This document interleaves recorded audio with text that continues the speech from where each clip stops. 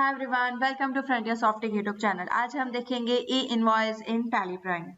Tally Prime का नया release launch हो रहा है 1.1 on the tentative date of 28 December. जैसे कि आप जानते हैं कि गवर्नमेंट की तरफ से ऑलरेडी नोटिफिकेशन आ चुका है कि 1 जनवरी से जिनका भी turnover of the any of the last 3 financial years 100 crore के ऊपर है तो उनको ई इनवॉइस जनरेट करना कंपलसरी है, इट्स मैंडेटरी। और 1 अक्टूबर से ऑलरेडी जिनका 500 करोड़ के ऊपर टर्नओवर था उनको ऑलरेडी एप्लीकेबल हो चुका है और कहा जा रहा है कि 1 अप्रैल से बाकी सारे लोगों के ऊपर भी लागू हो जाएगा। अभी तक इसकी गवर्नमेंट की तरफ से कोई नोटिस नहीं आई है, बट ये टेंटेटिव डेट है कि 1 अप्रैल से सारे ऑल अदर बिजनेस ट्रेडर्स को इनवॉइस जनरेट करना कंपलसरी होगा। सो फर्स्ट हम एक शॉर्ट ग्लांस ले लेंगे क्या क्या इंपॉर्टेंट पॉइंट्स है, उसके बाद में हम टैली प्राइम के अंदर कैसे इसमें जनरेट करना है उसके बारे में देखेंगे। सबसे पहले मैं बताना चाहूंगी कि जो भी आपकी ई इनवॉइसेस है वो B2B, B2G, any of the credit note, debit note, जिससे भी आप अपनी सेल बढ़ा रहे हैं या दिखा रहे हैं उसके ऊपर ई इनवॉइस जनरेट करना कंपलसरी है। आपको B2C इनवॉइसेस के ऊपर जनरेट नहीं करना है, सिर्फ B2B और B2G के ऊपर आपके ई इनवॉइस जनरेट होंगे, यानी कंपलसरी है। B2C एक्सेप्शन में है, उसके ऊपर आपको जनरेट नहीं करना है। जो भी आपके GSTR 1 में कोई भी एंट्री आ रही है एज अ सेल्स, उसके ऊपर आपको ई इनवॉइस जनरेट करना होगा। ओके, जो आपका ईवे बिल है वो विदाउट IRN नंबर, यानी जब भी आप कोई इनवॉइस IRP पोर्टल पे डालते हैं वहां से आपको एक IRN नंबर और QR कोड मिलता है, ठीक है। Without printing QR code on your invoice, वो एक लीगल डॉक्यूमेंट नहीं माना जाएगा, यानी कि कंपलसरी है कि आपकी ई इनवॉइस के ऊपर QR कोड प्रिंट होना चाहिए, उसके बिना वो एक लीगल डॉक्यूमेंट नहीं है। और विदाउट ई इनवॉइस के ईवे बिल जनरेट नहीं हो सकता है। सिर्फ जो चालान होते हैं जिसके ऊपर आप माल भेजना है उसके ऊपर आप उन केसेस में ईवे बिल डायरेक्ट जनरेट कर सकते हैं। बाकी जितने भी सेल इनवॉइसेस है उनके ऊपर फर्स्ट आपको ई इनवॉइस जनरेट करना होगा, उसके बाद यानी कि IRN नंबर जनरेट करना होगा, उसके बाद में आप ईवे बिल जनरेट कर पाएंगे। और कोई भी आप ई इनवॉइस जनरेट कर लेते हैं और आपको उसमें कोई गलती पता चलती है या जो भी मिस्टेक की है तो उसके आपको जनरेट करने के दूसरे दिन के रात के 12 बजे तक आपके पास में ऑप्शन है उसे कैंसिल करने का। बट अगर 12 बजे के बाद में अगर सेकेंड डे आपको थर्ड डे आपको पता चलता है वो टाइम पीरियड ओवर हो चुका है और आपको कोई उसमें गलती वगैरह पता चलती है तो आप उसको पोर्टल से कैंसिल नहीं कर सकते हैं। आपको उसके अगेंस्ट एक क्रेडिट नोट इश्यू करना होगा और उसे फिर IRP पोर्टल पे अपलोड करना होगा ताकि उसका इफेक्ट नलिफाई हो सके। ओके, अगर आप टैली प्राइम में part A part B e way bill का दोनों फिलअप रखेंगे तो आपके पास में ऑप्शन होती है कि ई इनवॉइस के साथ में आप ईवे बिल भी टैली प्राइम से ही जनरेट कर सकते। ओके, तो चलिए टैली प्राइम का प्रैक्टिकल देखते हैं। सबसे पहले हम देखेंगे कि आपको टैली को एज अ GSP कैसे रजिस्टर करना है आपके पोर्टल में, उसके यूजर्स हैं वो कैसे क्रिएट करने हैं।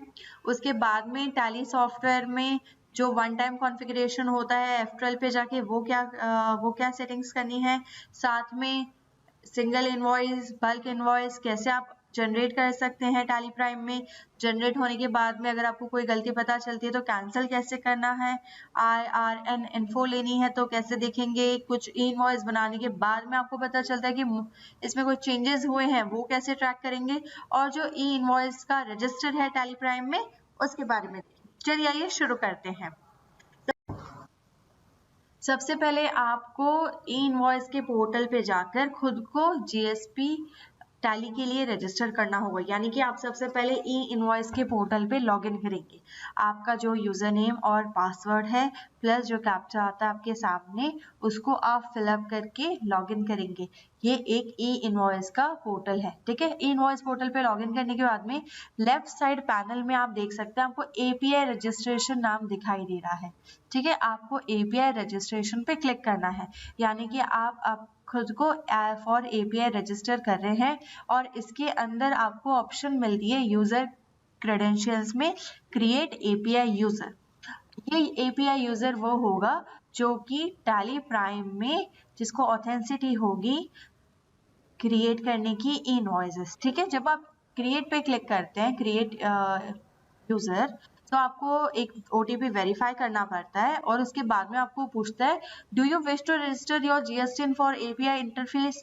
तो यहाँ पे आपके पास में 4 ऑप्शंस अवेलेबल रहती है। ठीक है, डायरेक्टली GST नंबर आपने डायरेक्ट अपलोड करना है, थ्रू GSP करना है, थ्रू कोई ERP करना है, थ्रू क्लाइंट ID और अदर। सो आपको जो यहाँ पे चूज करना है वो है थ्रू GSP। ठीक है, यानी GST सुविधा प्रोवाइडर GSP वो है आपका टैली सॉल्यूशंस प्राइवेट लिमिटेड। सो आपको टैली को एज अ GSP चॉइस करना है। सो आपने यहाँ पे जब ऑप्शन ये पूछेगा तो आपने इसमें सेकंड वाले पे क्लिक करना है, यहाँ पे सिलेक्ट योर GSP में टैली इंडिया प्राइवेट लिमिटेड पे क्लिक करना है। ठीक है, आप जब टैली इंडिया प्राइवेट लिमिटेड पे क्लिक कर लेंगे वो आपको पूछेगा यूजर नेम और पासवर्ड। ये नया यूजर बनेगा जो कि टैली में जब ई इनवॉइस जनरेट होगा तो वो पूछेगा वहां पे यूजर नेम और पासवर्ड बताइए। तो ये डिटेल्स आपको वहां पे फिल करनी है, ये आपको ऑथेंटिसिटी उसको देनी है जो कि ई इनवॉइस जनरेट करेगा। अब हम जनरेट करके देखते हैं। सबसे पहले मैं यहाँ पे एक B2B ट्रांजेक्शन कर रही हूँ। मैंने यहाँ पे एक पार्टी नेम ले लिया है। ठीक है जी, अब हम एक आइटम सिलेक्ट कर लेते हैं। ये B2B इनवॉइस है, सो ये IRN पे हम जनरेट करके देखेंगे। यहाँ पे हम गोडाउन क्वांटिटी रेट और अमाउंट मैं यहाँ पे मेंशन कर देती हूँ। ठीक है जी, अब ये मेरा IGST वाउचर है, यानी मेरा इंटरस्टेट सेल्स है, तो यहाँ पे IGST लेजर ले लेते हैं। अब आप नीचे देख सकते हैं आपके पास में ऑप्शन है प्रोवाइड ई इनवॉइस डिटेल्स। ठीक है, आपके पास में ये ऑप्शन ऑटो पॉपुलेट हो जाएगा। इसके बाद में आपके पास में bill to place and ship to place, यानी आपको यहाँ पे ये प्लेस फिलअप करने हैं कि बिल कहाँ पर हो रहा है और शिप कहाँ पर हो रहा है। ठीक है जी, अगर ये मेरे फिलहाल सिनेरियो में ये दोनों सेम है, मैं सेम लिख रही हूँ। अगर ये आपके अलग होते हैं, जैसे कि अगर मैं बिल कर रही हूँ टैली को और माल में अगर भेज रही हूँ महाराष्ट्र, तो यहाँ पे ये दोनों चीजें डिफरेंट हो जाएगी। ठीक है, आप इसको सेम भी लिख सकते हैं, यानी जो आपका सिनेरियो है उस हिसाब से आप यहाँ पर वैल्यूज डालेंगे, bill to and ship to. Okay, अब हम जैसे ही मैं बिल सेव करती हूँ ये मुझे पूछता है do you want to generate E invoice, यानी ये ऑप्शन आपके पास में तुरंत आ जाता है। सबसे मेन चीज है आपके पास में इंटरनेट होना जरूरी है। ठीक है, यहाँ पे देखिए मुझे वही यूजर नेम पासवर्ड पूछ रहा है जो मैंने जनरेट किया था ई इनवॉइस के पोर्टल पे। ठीक है, आपने वही यूजर नेम पासवर्ड डालना है। ये यूजर नेम और पासवर्ड आप एक बार डालते हैं, ये आपके टैली प्राइम में 6 आवर्स तक एक्टिवेट रहेगा, यानी कि ये आपको दोबारा बार बार एवरी एंट्री के लिए नहीं पूछेगा, आपने वन टाइम डालना है। बट अगर आप टैली बीच में बंद करके चालू करते हैं या आपका PC रीस्टार्ट हो जाता है, इन सिनेरियोज में आपको दोबारा लॉग इन करना होगा। जो आपका लॉगिन इन्फॉर्मेशन रहेगा वो लास्ट 6 आवर्स तक रहेगा। 6 घंटे बाद में आपने दोबारा लॉगिन करना होगा। जब भी आप इनवॉइस जनरेट करेंगे तब वो आपसे ये पूछेगा कि आपका यूजर नेम और पासवर्ड क्या है। ठीक है, तो जो आपने वहां पे GST पोर्टल पे जनरेट किया था वो यूजर नेम आप यहाँ पे लिख देंगे और पासवर्ड डाल देंगे।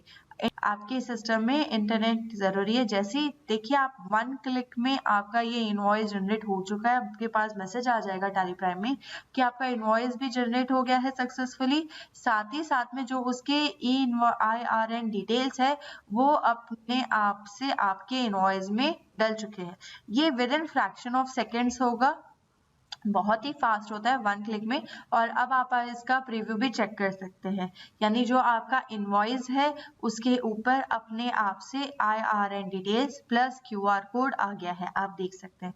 जिनके इनवॉइस कस्टमाइज्ड है उन्हें अपने पार्टनर से जहां से कस्टमाइजेशन करवाइए वहां से उन्हें अमेंडमेंट्स करवाने होंगे, उनके पास में ऑप्शन होगी जो आपको दोबारा से उसको चेंजेस करवाने पड़ेंगे।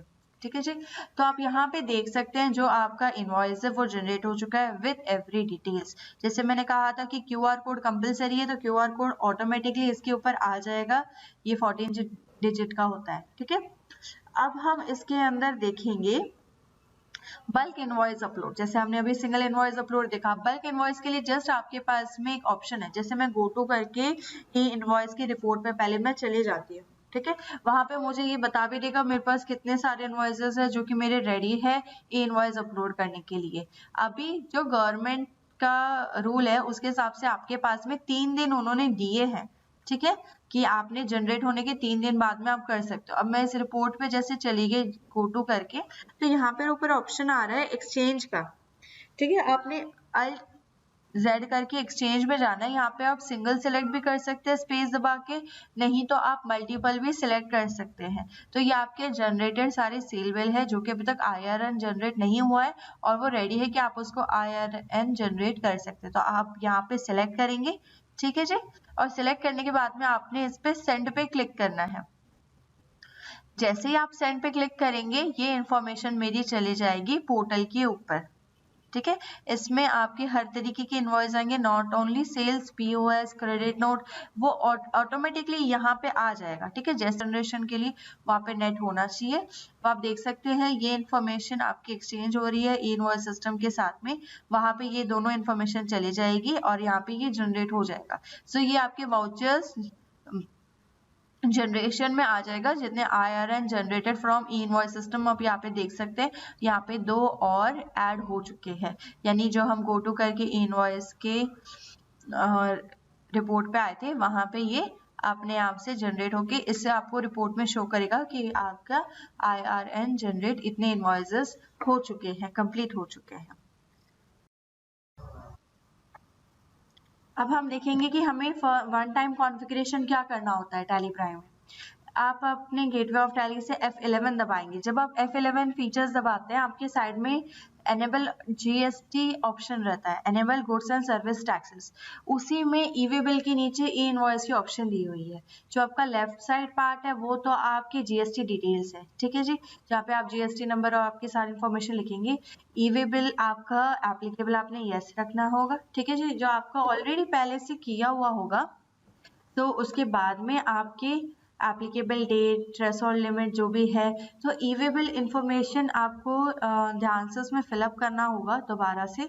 ठीक है, इसमें क्या होगा, जो आपका यहाँ पर आप ईवी बिल की डिटेल फिल करके रखेंगे और इसे एक्टिव यस रखेंगे, तो इसके आपके हेल्प ये मिलेगी, आप ई इनवॉइस भी ईवी बिल दोनों इकट्ठा जनरेट कर पाएंगे। ठीक है, यहाँ पे थ्रेशोल्ड लिमिट फिलहाल 50,000 है, तो आपको इसके अंदर 50,000 ही रखनी है।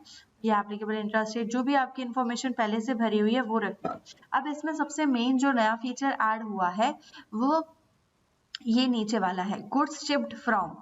ठीक है, ये आपको फिलहाल यहाँ पे प्राइमरी रखना है, यानी कि अगर आपका कंपनी डिटेल वही है शिपिंग का जो आपने कंपनी क्रिएशन में डाल रखा है तो आपने प्राइमरी ही चूज करना है।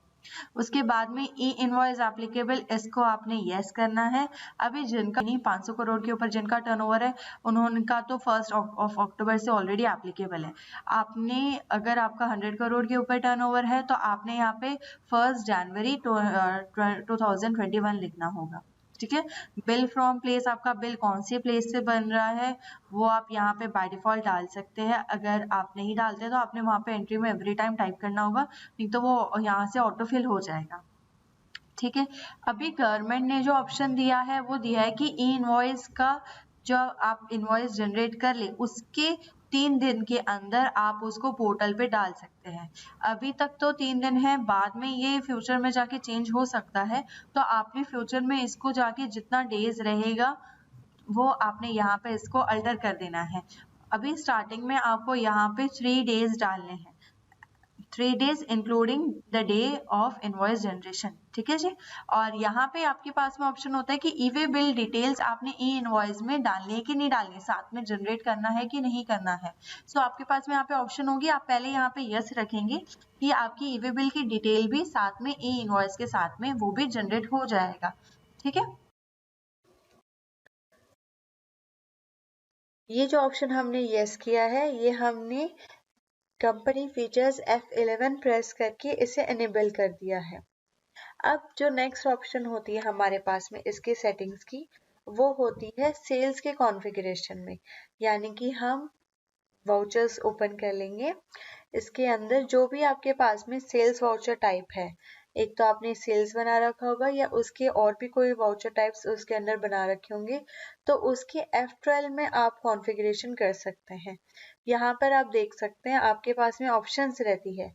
सबसे पहले ऑप्शन है कि सेंड ई invoice details after saving voucher. Okay, इसका मतलब है कि जैसे आप बिल सेव करेंगे तब वो आपको एक पॉपअप बॉक्स आएगा, वो मैसेज आपको पूछेगा कि do you want to generate e way bill, yes और नो। यानी कि एज सून एज जैसे ही आप बिल सेव करेंगे वो आपको पूछना चाहिए कि ई इनवॉइस जनरेट वो करे कि ना करे। ओके, उस ऑप्शन अगर आप इसे यस रखते हैं तो वो आपको इमीडिएटली सेविंग पे ही आपको पूछ लेगा। अगर आप इसे नो रखेंगे तो वो आप इनवॉइस सेव कर सकते हैं। हाँ, आपको वो ऑटो पॉपुलेट नहीं होगा एज सुन एज जनरेट होता है। इसके बाद में आपको मेन चीज ध्यान रखनी है कि ये आपका जो जनरेशन होगा वो 3 चीजों पे होगा। एक तो ये यस रहेगा तो ऑटो पॉपुलेट हो जाएगा। सेकंड, आपके जिस मशीन से आप ई इनवॉइस जनरेट कर रहे हैं वहाँ पे इंटरनेट चालू होना जरूरी है और एक वैलिड टीएसएस का रहना जरूरी है। ओके, आपका यानी कि जो टीएसएस है वो एक्सपायर्ड नहीं रहना चाहिए। सो यहाँ पे फर्स्ट हमने ऑप्शन देखी है कि ऑटो जो एज सुन एज जैसे आप ई इनवॉइस सेव करेंगे वो पूछेगा। अब हम एक सिंपल सी B2B ट्रांजेक्शन्स करते हैं और उसमें हम इसके बारे में देखते हैं कि हमारे पास में क्या क्या ऑप्शंस हम यस कर सकते हैं। ठीक है, यहाँ पे मैं एक पार्टी ले रही हूँ, इसे हम ये B2B ट्रांजेक्शन होगा मेरा। ओके, तो जब मैं ये पार्टी ले रही हूँ ये मुझे पूछ रहा है भाई एड्रेस टाइप एंड कि हमारा इसका प्राइमरी ही ले लेते हैं, ये हम कर्नाटका में सेल कर रहे हैं तो ये मेरा CGST मतलब लोकल सेल रहेगी। यहाँ पे हम एक कॉमन सेल लेजर चूज कर लेते हैं। अब यहाँ पे जो मैं आइटम सिलेक्ट कर रही हूँ, ठीक है, अब यहाँ पे मैं चाहे 1 क्वांटिटी लूँ यानी कि मैं कितनी भी लेस अमाउंट वगैरह डालूँ। जैसे हमने यहाँ पे सिर्फ 10 क्वांटिटी ली है और जो मेरा इनवॉइस अमाउंट हो रहा है वो है 500, यानी मेरे गुड्स की वैल्यू 500 है। बट ये B2B ट्रांजेक्शन है सो ई इनवॉइस इसके लिए हमें जनरेट करना होगा। अब यहाँ पे मैं टैक्स लगा लेते हैं हम लोग, GST हो गया और ये IGST। यहाँ पे देखिए आपके पास में ऑप्शन है प्रोवाइड ई इनवॉइस, इसे यस किया। अब यहाँ पे मैं लिख रही हूँ bill to place and ship to place. यहाँ पे आप F12 करके provide dispatch from details yes कर सकते हैं। ये भी जरूरी है, जैसे हमने F11 कंपनी फीचर्स पे लिया था कि हमारा एड्रेस प्राइमरी है जहाँ से हम डिस्पैच कर रहे हैं। सो जो कंपनी क्रिएशन के टाइम पे जो आपने एड्रेस डाला है वो पिकअप करेगा। इसके अलावा आप और बना के रख सकते हैं जैसे सेकेंडरी या आपके और भी जितने एड्रेस है जहाँ से डिस्पैच हो सकते हैं। सो आपने वहां पर वही सिलेक्ट करना है जहाँ से आपका गुड्स डिस्पैच हो रहा है। ओके, अब आप इसे सेव करके इसको कंप्लीट करेंगे तो ये आपको ऑप्शन पूछ रहा है do you want to generate E invoice, yes और नो। ठीक है, ये आपके F12 में ऑप्शन यस है इसलिए वो आपको तुरंत ही ऑप्शन दे देगा पूछने के लिए कि आपने जनरेट इनवॉइस करना है या नहीं करना है। अगर कोई इंफॉर्मेशन आपकी मिसिंग है सो वो आपको एरर मैसेज दे देगा कि आपका ये इनवॉइस कंप्लीट नहीं है। ओके, फिलहाल मैं इसे नो करके बाहर आ जा रही हूँ। अब आपके पास सेकेंड ऑप्शन होती है एक्सचेंज करके जाने की। जैसे एक्सचेंज पे हमने क्लिक किया सेंड फॉर ई इनवॉइस। अब आप अपने सामने देख सकते हैं यहाँ पे बहुत सारे वाउचर्स एंट्रीज वही आ रही है जो कि ई इनवॉइस में जनरेशन के लिए पेंडिंग हो। यहाँ पे हम मल्टीपल सेलेक्ट कर सकते हैं और सेंड पे क्लिक करते ही वो आपके ई इनवॉइस के पोर्टल पे IRP पोर्टल पे जनरेट ई इनवॉइस जनरेट होने के लिए चला जाएगा। सेकेंड ऑप्शन जो टैली ने दिया है वो है ऑफलाइन एक्सपोर्ट। ऑफलाइन एक्सपोर्ट क्या करेगा, उसे जेसन फाइल में एक्सपोर्ट कर देगा। ये एक आप लोकली इसे एक्सपोर्ट करके रख सकते हैं। जैसे कि सिनेरियो होता है कि आप इसे वैलिडेट करने के लिए अपने ओनर को देना चाहते हैं या आप अपने CA पर्सन को देना चाहते हैं या अपने टैक्स कंसल्टेंट को देना चाहते हैं जो कि ई इनवॉइस जनरेट करेगा या एनी अदर सॉफ्टवेयर से आप जनरेट करना चाह रहे हैं।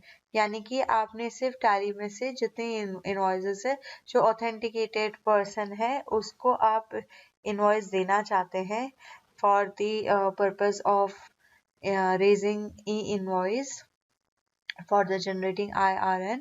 सो आपको ये जो एक्सपोर्ट मिलेगा, ऑफलाइन एक्सपोर्ट, वो जेसन फॉर्मेट में मिलेगा। ओके, इसमें आप देख सकते हैं कि सामने जो ट्रांजेक्शन्स आ रहे हैं उसमें सेल्स भी है, POS भी है, रिसिप्ट है, जर्नल है। बहुत सारे कंपनीज में ऐसा रहता है कि आप जर्नल के थ्रू भी सेल्स एंट्री रिकॉर्ड करते हैं, या आप रिसिप्ट के रिसिप्ट वाउचर का यूज करके भी आप सेल एंट्री पास ऑन कर सकते हैं। सो यहाँ पे हर एक तरीके का वाउचर या एंट्री आ जाएगी, चाहे से वो POS हो या आपका क्रेडिट नोट हो या जर्नल हो, जिससे भी आप अपनी सेल एंट्री कर रहे हैं। लेकिन जो आपका QR कोड प्रिंट होगा वो होगा सिर्फ सेल्स वाउचर टाइप पे। ओके, IRN नंबर प्लस जो QR कोड होता है वो उसी पे होगा। जैसे कि मैं आपको एक बिल बना के दिखाती हूँ। इसमें एक और ऑप्शन देखेंगे हम ईवी बिल की। सपोज ये मैं आप एक बिल जनरेट कर रही हूँ, ठीक है। हमने एक पार्टी का नेम ले लिया है अभी तक और एक कॉमन लेजर ले लिया है।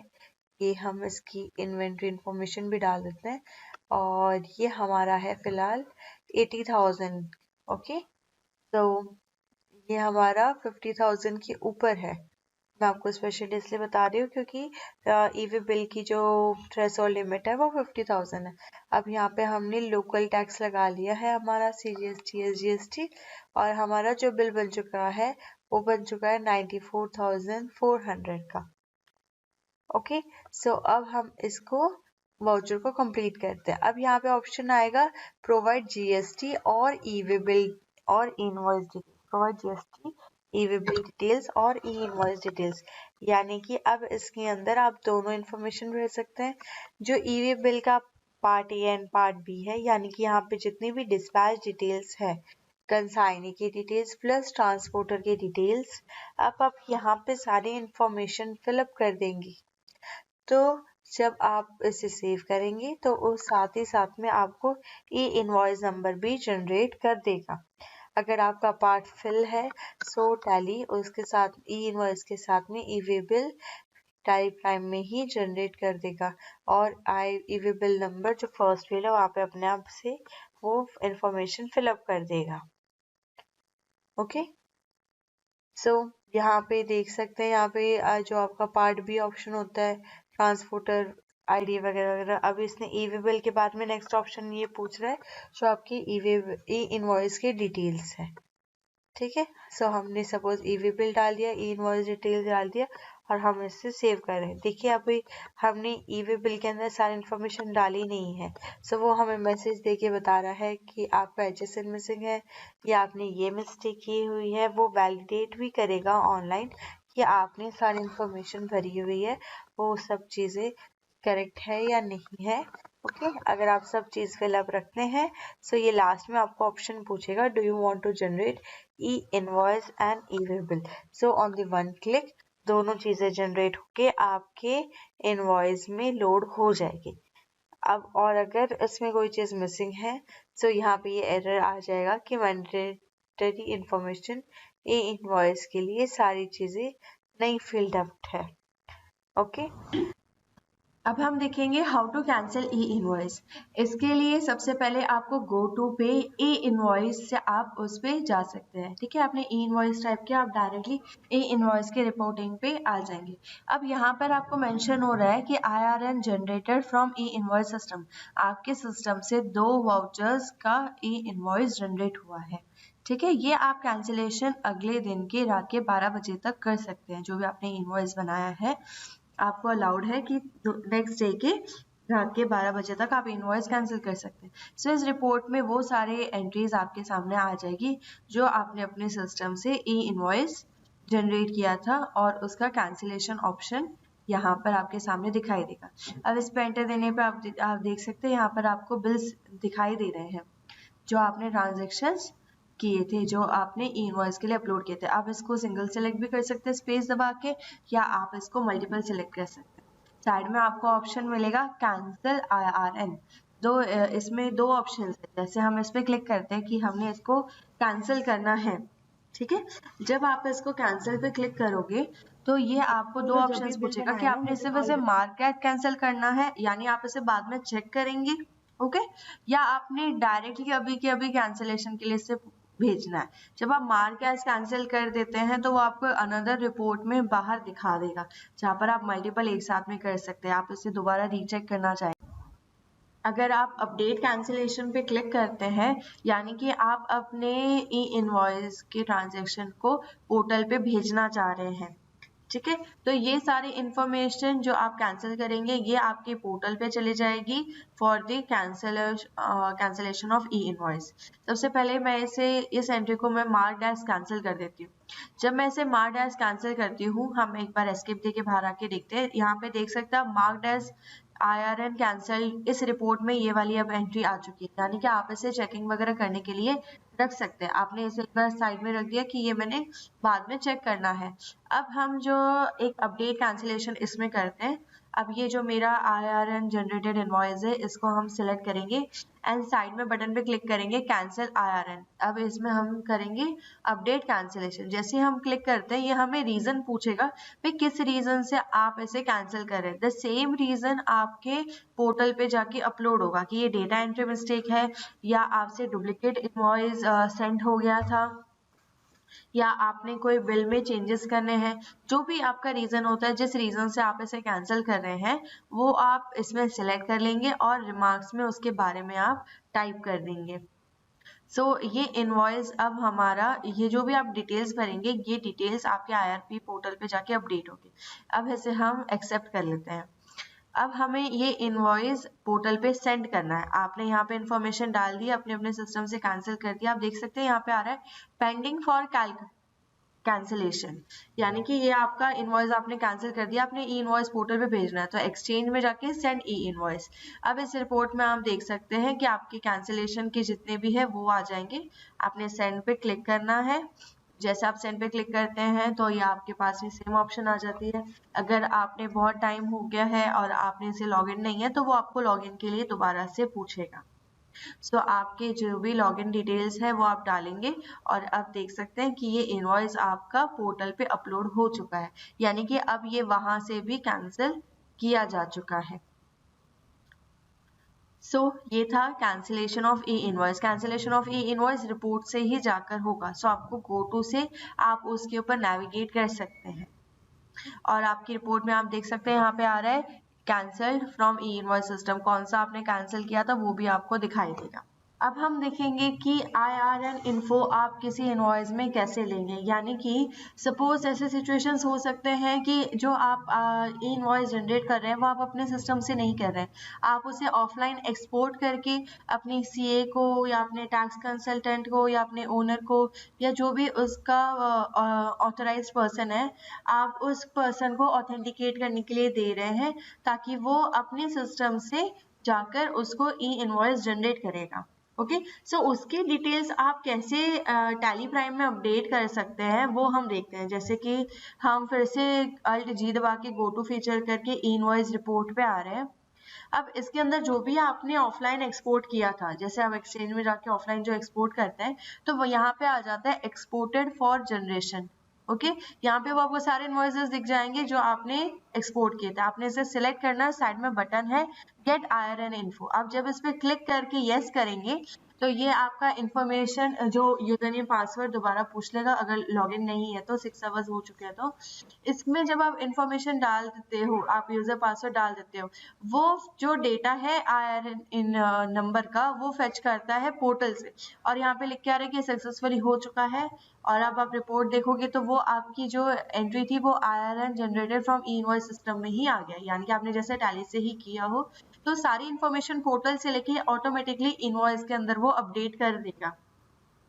अगर आप ऑफलाइन किसी और सिस्टम से एक्सपोर्ट कर रहे हैं, आपने यहाँ पे इनवॉइस ट्रांजैक्शन एंट्री की हुई है, आपके IRP पोर्टल पे इस इनवॉइस की डिटेल्स तो है ही, तो यहाँ पे आपने सिर्फ सिलेक्ट करके गेट IRN इन्फो पे क्लिक करना है और आप देख सकते हैं इसके अंदर IRN डिटेल्स, एक्नॉलेजमेंट नंबर, सारी इन्फॉर्मेशन अपने आप अपडेट हो चुकी है। अब आप इसका प्रिंट आउट लेके अपने कस्टमर को दे सकते हैं। इस पे QR code plus IRN number अपने आप से आ जाएंगे। ओके, ये पोर्टल से लिंक किया हुआ है कि आप इंफॉर्मेशन ले सकते हैं। दो तरीके हैं ई इनवॉइस रिपोर्ट पे जाने के। एक तो आप गो टू करके ई इनवॉइस रिपोर्ट पे जा सकते हैं, ओके, ये सारी रिपोर्ट आपके सामने आ जाएगी। और सेकेंड ऑप्शन है कि गेटवे ऑफ टैली से GSTR रिपोर्ट्स में जाएंगे, उसके अंदर आपको यहाँ पे ई इनवॉइस रिपोर्ट मिल जाएगी।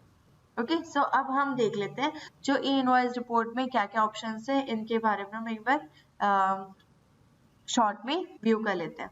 इस ई इनवॉइस रिपोर्ट से आप अपने एंट्रीज का, जो आपने इनवॉइसेस जनरेट किया है उसका आप ट्रैक कर सकते हैं। यहाँ पे सिर्फ वही इनवॉइसेस आएंगे जो कि ई इनवॉइस के लिए एप्लीकेबल है, यानी कि जो B2B या B2G ट्रांजेक्शन है वही आएंगे। अब इसके अंदर सबसे पहले अनसर्टेन ट्रांजेक्शन्स, यानी अगर आपके इनवॉइस में कोई भी मिसमैच है, कोई भी एरर है, सो वो आपको इस रिपोर्ट में फर्स्ट हेडिंग में दिखाई देगा कि आप अपने ट्रांजेक्शन्स को ठीक कर लीजिए। जैसे हम यहाँ पे देख सकते हैं कि यहाँ पे लिखा हुआ है mismatch due to tax amount modified in voucher. इन्हें पहले आपको करेक्ट करना है। अगर आपके इनवॉइस में कोई HSN या SSC नंबर है, जैसे 4 डिजिट की वजह 2 डिजिट लिखा है, या अगर आपने लिखा ही नहीं है, आप भूल गए, सो वो इन्फॉर्मेशन आपको यहाँ पे दिखाता है कि 2 एंट्रीज में आपकी वो मिसिंग है। अगर आपकी सारी इन्फॉर्मेशन करेक्ट रहती है इनवॉइस के अंदर, सो वो सारे ट्रांजेक्शन्स आपके आएंगे पेंडिंग फॉर IRN जनरेशन के अंदर, यानी कि आप इसे जनरेट कर सकते हैं, यानी आप इसे इनवॉइस अपलोड के लिए डायरेक्टली सेंड कर सकते हैं। इसके बाद में जैसे हमारे पास में जितने भी कैंसिल के हमने किए हुए हैं वो आ जाएगा पेंडिंग फॉर IRN कैंसिलेशन, यानी आपने कैंसिल किया है बट आपने अभी तक एक्सचेंज करके उसे पोर्टल पे अपलोड नहीं किया है, वो आपके वाउचर्स यहाँ पर आ जाएंगे। Next for IRN generation exported, यानी कि आपने उसे IRN जनरेशन करने के लिए ऑफलाइन एक्सपोर्ट किया था एक्सचेंज पे जाके, तो वो इतने ट्रांजेक्शन्स यहाँ पे आ जाएंगे जिसके अंदर आपने इंफॉर्मेशन अभी तक अपडेट नहीं की है, यानी कि पोर्टल से उसके अंदर इंफॉर्मेशन नहीं ली है।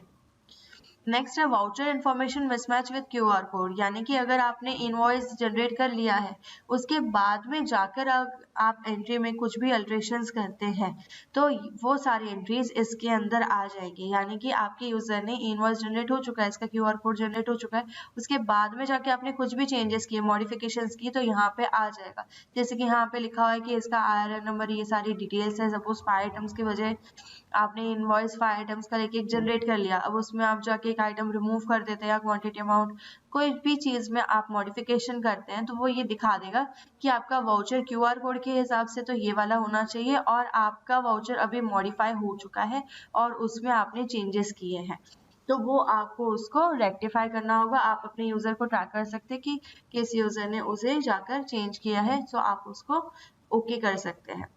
अब जो आपकी यहाँ पर इंफॉर्मेशन होती है, सपोज वाउचर इंफॉर्मेशन मिसमैच में कोई वाउचर अगर आप डिलीट भी कर दें, जैसे कि ये वाली एंट्री है, इसको मैं आप डिलीट कर देती हूँ, ठीक है, ये पूरी मेरी एक एंट्री की हुई है एरेशन के नाम से, इसको अगर हम डिलीट कर देते हैं तो यहाँ पे ये फिर भी शो करेगा कि वो एंट्री आपने डिलीट कर दिया और QR कोड के हिसाब से इसका इनवॉइस ये वाली एंट्री यहाँ पर होनी चाहिए थी, तो ये डिलीटेड वाउचर्स भी ट्रैक करेगा।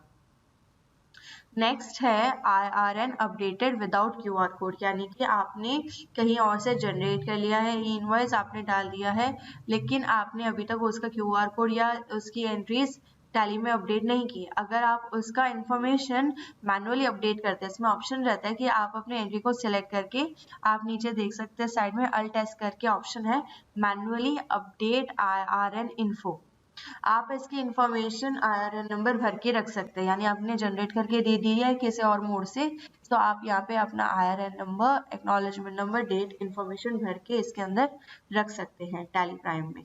ये होगा आपका मैनुअली अपडेटेड। सो ये जितनी भी एंट्रीज होगी वो आएगी IRN updated without QR code, जिसका QR कोड यहाँ से जनरेट नहीं हुआ है। नेक्स्ट आपके पास में आता है जितने भी आपने मार्क फॉर कैंसिल करके लिखा हुआ है, जैसे कि आपने ये IRN कैंसिल कर दिया इनवॉइस सिस्टम से, उसके नीचे ये है जो आपने अभी तक कि सिर्फ मार्क किया हुआ है, बट ये आपने अभी तक इनवॉइस पोर्टल्स IRP पोर्टल से इसके अभी तक आपने कैंसिल नहीं किया है। सो ये वाली इंफॉर्मेशन आपकी यहाँ पर आ जाएगी। अब हम शॉर्ट में मेन अदर हाइलाइट्स देख लेते हैं। सबसे पहले मैं आपको रिपीट करना चाहूंगी कि जो आपको एक बार लॉगिन करना है वो आपका 6 आवर्स तक आप इनवॉइस जनरेट कर पाएंगे। नेक्स्ट आपके पास में एक ऑफलाइन की एबिलिटी होती है कि आप उसे एक्सपोर्ट कर सकते हैं जेसन में। आपके पास में एक और ऑप्शन होता है जो आप मैनुअली IRN इंफॉर्मेशन अपने बुक्स ऑफ अकाउंट्स में डाल के रख सकते हैं। इसमें एक अच्छा ऑप्शन है कि IRN वैलिडेशन, ये जब आपके टैली में आपके कुछ भी चेंजेस किए जाते हैं, यानी आप कोई भी इंफॉर्मेशन मॉडिफाई करते हैं, तो आप उसे ट्रैक कर सकते हो कि ये वाला बिल मेरा चेंज हो चुका है इनवॉइस में अपलोड करने के बाद में। नेक्स्ट, जो मल्टी यूजर कोई एंट्री कर रहे हैं तो उसके अंदर भी इसको अलर्ट के थ्रू इसमें हैंडल किया हुआ है कि जो फर्स्ट यूजर होगा उसका ई इनवॉइस जनरेट हो जाएगा एंड सेकेंड यूजर को मैसेज आ जाएगा कि ये ऑलरेडी हो चुका है, इस इनवॉइस पर आप दोबारा से ई इनवॉइस जनरेट नहीं कर सकते हैं। और सबसे बेस्ट ऑप्शन है कि आपके पास में जो सिंक्रोनाइजेशन की ऑप्शन होती है, यानी कि आप हेड ऑफिस में बैठे हैं और आपके अदर लोकेशन से इनवॉइस जनरेट हो रहा है, ठीक है, तो वो सारी invoice with QR code information यहाँ पर हेड ऑफिस में रिफ्लेक्ट हो जाएगी। सो अगर आपको मेरा वीडियो पसंद आए तो प्लीज़ लाइक करें और अपने सारे यूजर्स के साथ में इसे शेयर करें ताकि उन्हें भी इनके इनवॉइस के बारे में सारी इंफॉर्मेशन मिल जाए, ताकि 1 जैन से पहले सभी के सब रेडी रहें कि उन्हें कैसे इनवॉइस जनरेट करना है, सबको हमने एजुकेट करना है। और प्लीज़ आप अपने कमेंट्स मेरे कमेंट बॉक्स सेक्शन में डालकर मुझे हेल्प कीजिए कि अगर हमने कुछ भी इम्प्रोवाइजेशन करनी है या आपकी क्या डिमांड है नेक्स्ट टॉपिक की। तो thank you, have a good day.